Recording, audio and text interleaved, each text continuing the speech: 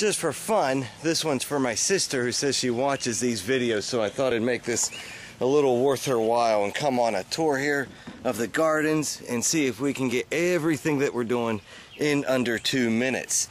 That's the challenge for today. I'm not going to explain too much of what's going on, but there's grapes, hot peppers, we've got squash in here, we've got lavender, garlic, beautiful spider flowers coming up ready to bloom, more grape, tomato, and some hot peppers over here, as well as cilantro. I'm going to go ahead and put it here. There's raspberry. Look at all of them coming in. Just wonderful stuff right there. All of those are going to be raspberries to eat soon. Tomato, hot pepper, eggplant. Over here we have a little sunflower farm. We're going to go ahead and put this daylily in next to it as well. And this is where we've had different flowers and crocus and daffodils and tulips spring up this past year. We've got 4 o'clock growing in here amongst the sunflowers, so this ought to look pretty neat after a couple more weeks. And we can see now the strawberry season's over. Not a lot going on in here. Fig trees really coming in nice and thick. As we take a look around everything, and we notice how wonderful this garlic is coming up. About a few more weeks and that garlic will be ready to pick. We've got our blood orange, and you see what I mean here with the hot pepper. It's getting mauled pretty good, but I bet you if I come over with some fish emulsion, that's going to help it. We got my flowers in here because the strawberries are done, so we'll try to get some color going in here before too long. Got oregano and raspberries, and even more are blackberries up in raspberries. Raspberries. More raspberries. Look at this. This second bed of raspberries was so good of me to go ahead and put in this second bed. Look at that.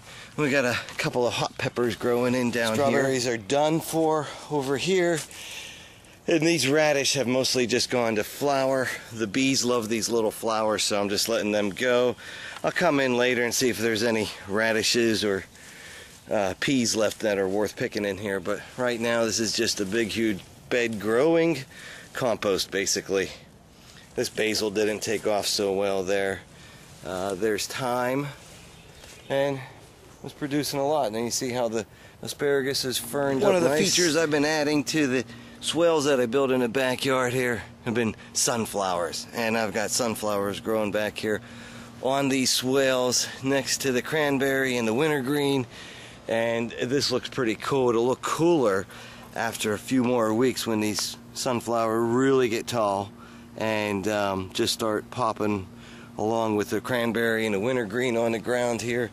And we come in this way, and I got a new plant I want to put here. That's some wintergreen growing right there, and this one is spring summer blooming, so I want to go ahead and put this one right in here next to this grape plant amongst the garlic and some of the other flowers. And again, yes, if you've been paying attention, you know we've got more raspberries. Yes, raspberries. Grape over here, and the sunflower still going strong. More grape here, going to climb up those steps, and then we have the Japanese myoga and more thyme. Down here is the very cool part. This is when we see the elderberry. After their flowers, they're producing these little buds, and I'm not sure if that's what grows into the actual berry or if that's the next thing that'll pop. I'll have to research this a little bit. I don't want the birds to eat everything, but the birds shouldn't be eating them until they're black, which will take a while. And blueberry down here, that's the only one of 12 without blueberries. We've got blueberries growing on here, and we've got more blueberries, and they're taking a while to get ripe. They don't ripen quickly at all, that's for sure. Got a nice patch of blueberries down here, and around that tree here is the huge 11 log hugelkultur bed, and you can see the different things that are growing in here. That's sage, we've got more garlic, we've got peppers, we've got, that's all oregano that's gone wild, and a couple of sunflowers again because they're just so cool.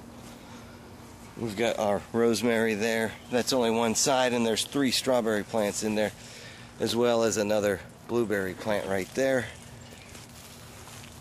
We've got a cucumber growing up back here as well. Pretty cool, 10-foot bed. More rosemary. 10-foot bed, and you see what we got here. Now, look how beautifully this bee balm has come in. This is bee balm right there with those beautiful colored flowers. We got thyme down here. This is just the food forest that I had initiated, and not just for myself, but for the bees as well.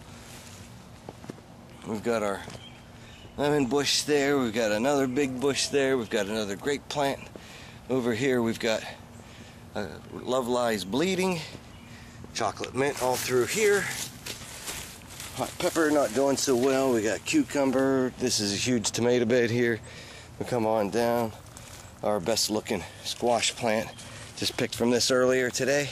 Another grape, chocolate mint. All around here, flowers and clover for the bees. Again, look how nice that bee balm comes in. Through here, we've got our kiwi bed.